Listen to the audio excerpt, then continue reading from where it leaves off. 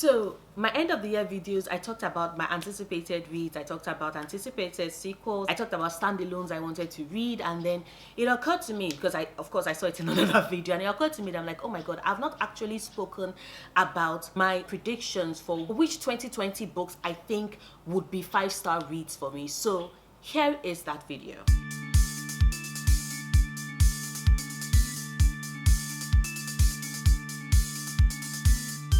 And we'll start with the number 1 book on my list, which should come as no surprise to anybody at this point if you know me or my channel, and that is The Burning God. Yes, The Burning God by R.F. Kuang. Why? Let's just think about it. I gave The Poppy War 5 stars. I gave The Dragon Republic 5 stars. I love exactly the direction in which R.F. Kuang is taking the story, and something tells me that she's the type of writer that would absolutely stick that landing because she knows what story she's telling and she knows where she's taking these characters. Do I think that this book is going to ruin and destroy me? Yes. Do I think I'm going to give it 5 stars for doing so? Of course. If I could even give it more than 5 stars, I most likely will. But yeah, definitely The Burning God by R.F. Kuang is going to be a 5-star read. I can already sense it. The second 2020 book that I think is going to be a 5-star read for me has to be Empire of the Vampire by J. Christoph. Why? Because so far, every single J. Christoph book I read in 2019, because I discovered him last year, but every single J. Christoph book I read was a 5-star read, whether I was going from the Nevernight Chronicles or the Illuminate Files series, which he co-wrote with Amy Kaufman. But every single book I gave 5 stars. So I have absolute faith and trust in J. Christoph. Plus, it's a vampire. It's going to be dark, bloody, exactly the way I like it. So there is no disputing that. It's vampires meet J. Christoph's writing, which for me is just a match made in vampiric heaven. So I definitely think Empire of the Vampire is going to be a 5-star for me. I can already sense it. I can already feel it. It's already here. It's already present for me. The third book I think is going to be a 5-star read for me is going to be The Shadows Between Us by Trisha Levenseller, because it's a Slytherin love story. It's a Slytherin romance between a dark king and a murderous woman who wants to be his queen and kill him and take his kingdom, but ends up falling in love with him. Like, the premise already sounds like a 5-star. The fact that it's Slytherinness in all its glory is already sounds like a 5-star. And I have faith. Like, no. You cannot give me a Slytherin romance of the ages and it will not be a 5-star. I can sense it. This Slytherin, there's just something about the Slytherinness in me that knows that that book is going to fulfill all my Slytherin fantasies and knows that I am going to give that book a 5 stars. I'm just waiting for it to come out so that I can just give it an automatic 5 stars because I know it's going to be good. I can sense it. It's the Slytherin radar, right? It's working overtime and it's screaming and it's like, Noria, this book is going to be 5 stars. It's going to be 5 stars. You will see it's going to be 5 stars. You all will say that it's going to be 5 stars. Like, I can sense it. I can sense it. It's going to be 5 stars. Like, I know it's going to be 5 stars. You know, I know it's going to be 5 stars. We all know that it's going to be 5 stars. I just can't wait.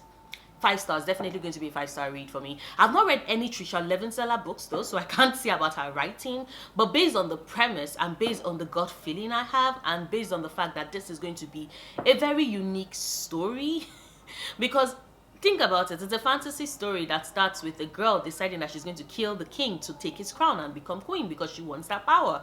And then when she finds her way to get him to notice her, people keep trying to kill this damn king before he can marry her, so she has to keep protecting him and saving him, and in the process falls in love with him.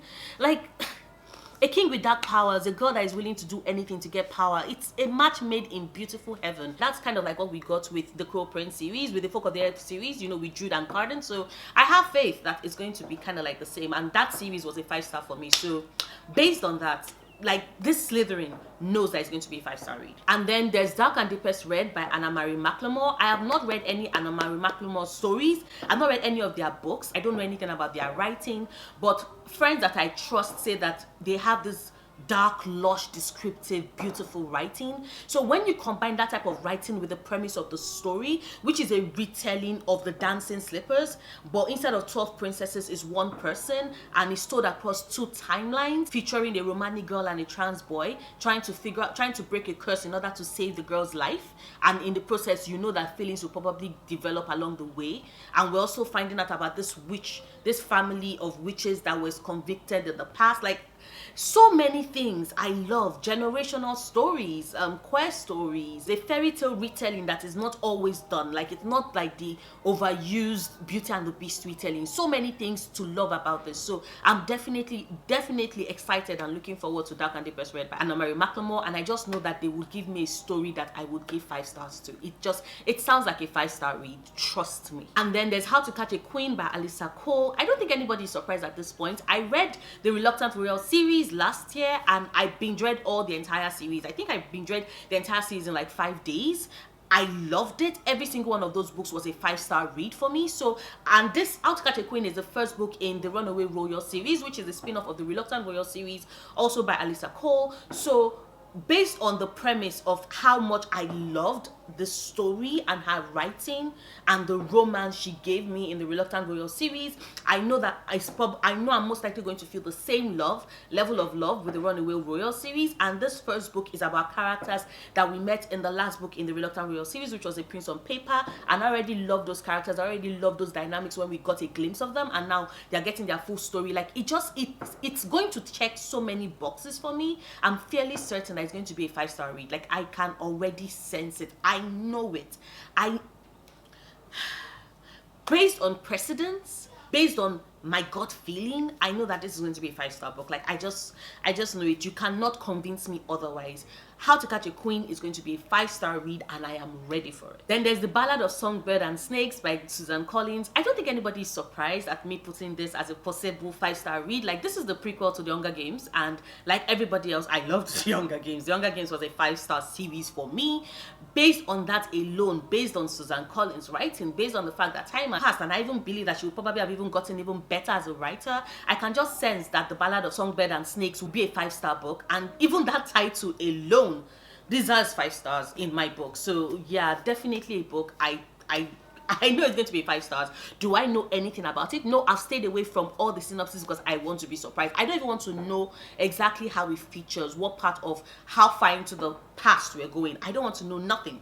But based on the fact that how much I love Hunger Games, based on how much I love Susan Collins' writing, based on how revolutionary I think her writing was and the story she gave us at that time, and based on the fact that time has gone and I think that she would have even improved, become even better as a writer, I definitely feel that this is going to be a 5-star book. And then there's Foul is Fair by Anna Chapin, which is so funny because I don't know how on earth, like, I had it as part of my anticipated read and I just forgot to mention it. But the premise of this group of mean girls, right, who rule their school with terror, so it's giving me Gossip Girl vibes, Blair Waldorf, Serena van der Woodsen vibes. And then one of them is sexually assaulted by this preppy all-boys school, and then the girls decide to go and get vengeance and show that if you think you can be monstrous, we are the queen bees of this shit. And just I know that this book is going to wreck me, but I know I'm going to love every moment of it, and I know it's going to be 5 stars because girls angry, girls fighting back, girls being as devious and mean and brutal as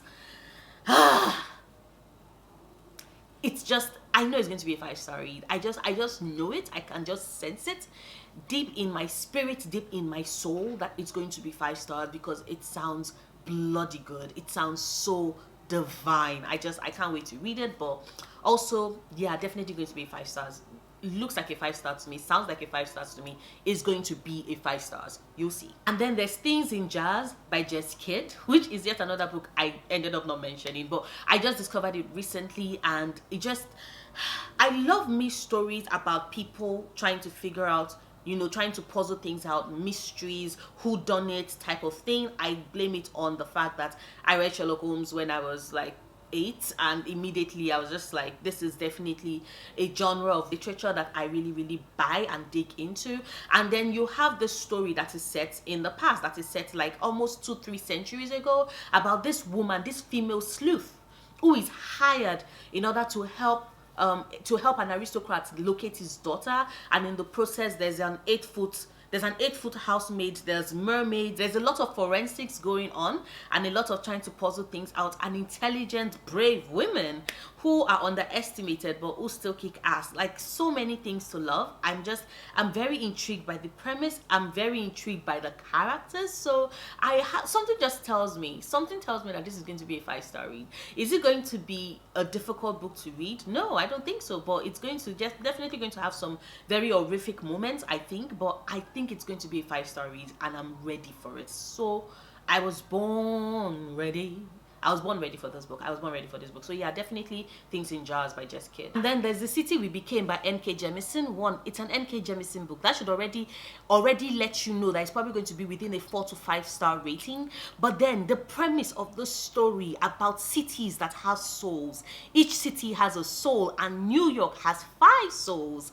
And in same New York, there's a great evil that is slumbering and is wanting to awake, and the protectors of New York souls have to come and save the day. Like, the premise of this sounds intriguing. I have never seen any other book that basically approach cities as having souls, so I am more than intrigued. You combine that with N.K. Jemisin's storytelling and our writing, and I am here for this. I am more than ready for this. I know that this is going to be a 5-star. I just know it. Like, you know, sometimes you stumble on a title, or you stumble on a cover, or you stumble on an author, or you stumble on a book, and you just know that you and that book are going to be married for life. That is definitely what I get with this book. I really do believe that this book is going to be a 5-star. Like, I am 100% certain that this book is going to be a 5-star. If anything, I repeat, it's N.K. Jemisin telling us about cities that have souls, set in New York. And there's still a great evil. It's supernatural. People have to battle stuff. Like, 5 stars. What's not to love? And finally, this is a big iffy and maybe, and I'm really shooting myself in the foot by putting it in here. But Angry God by L.J. Shen. See, hear me out. You all know my relationship with All Saints High series. I found Pretty Reckless okay. I hated Broken Night. So I'm setting you, I wonder, like, based on, like, obviously, the reason why I said Burning God by R.F. Kuang is going to be a 5-star, because I said that based on the trajectory and the way in which I've loved all the books, of course I'm going to love that. So I'm certain you're wondering that you went from okay to hate. Why do you think you will love this book? Because it's Vaughn's story. Because Vaughn is Baron Vicious Spencer and Emilia LeBlanc's son, and I loved Vicious. One of my all-time amazing, well-loved backlist titles that I read last year. I love him. I love his character. I love the story. Is their relationship dysfunctional? Yes, dysfunctional as fuck, but I'm not getting into that. But I love Vicious, the story of Vicious and the character of Vicious, and being able to follow this thread with his son. We'll be able to see, of course, Vicious is going to feature, if we follow based on what it is that L.J. Shen has been doing in our other books, whereby we have the parents feature in the book. So we had Jamie in Pretty Reckless, we had Trent and we had Dean feature in Broken Night. So based on that alone, I know that Vicious and Emilia are probably going to show up in Angry God, and already just their cameos, just their appearances alone is more than worth at least 1 or 2 stars. And then based on the fact that it's Vaughn's story, and I think LJ Shen tweeted something about Vicious being protective as fuck, willing to go to extremes to protect those he loved type of father, I was just like, yes, thank you. So I am hoping that for all that is good and holy, that Angry God is a 5-star. Like, I have a feeling that it possibly could be a 5-star. I'm not having my expectations as raised as all the other books in this list, but it's, for me, it's like a 70-30, 70 being that there's a 70% chance that it will be a 5-star, and that is good enough for me for you to make this list. And if you just wonder, but wait, hold up, Noria, why isn't Heart Principle on this? Someone mentioned that apparently Ellen Huang said that she's been having a problem writing Heart Principle, so she's not going to be releasing it this year, which is heartbreaking. So hopefully she's able to tell the story, and whenever she does release it, I'll be there ready to buy it. And if Heart Principle was still coming out this year, then it totally would have been on this list, because Ellen Wong's writing Kwon's story, of course it's going to be a 5-star for me. Like, why wouldn't it be? But yeah, that is my video. That is my predictions for the 5-star 2020 books that I think will come out. I know it's a short prediction. I just tend to have a way of actually arriving at, oh, this is what I expect and all of that. Not just a story, but also the type of the writer, the premise of it, how intriguing, how I think I would connect with it. So I have a lot of factors that I consider before I think that a book is probably going to be 5 stars. And I know that there are a lot of books that are still coming out later in the year that I probably still have no idea of or have not actually considered. So there there is that. That's probably the reason why the list seems very incomplete and small. But I wanted to narrow it down to 10, like 10 that I'm fairly, at least, at the very least, 70 to 80% sure would be 5 stars. And this 10 books, yeah, I'm fairly certain will be 5 stars. But let me know what are some of your 5-star predictions for 2020. Let me know some books you're anticipating in 2020 that you think you would love, whether they are sequels or they are books by new authors. Just drop them down in the comments down below. If you like this video, please do not forget to give it a big thumbs up. Click on that like button, share it, because it totally does help grow my channel. Check out my other videos, subscribe if you want to, and if you do decide to subscribe, click on that notification bell so you can know every time I drop a new video. I make new videos every Sundays, Wednesdays, and Fridays, and I'll see you soon. Until then, stay passionate, love books, love yourself. Bye.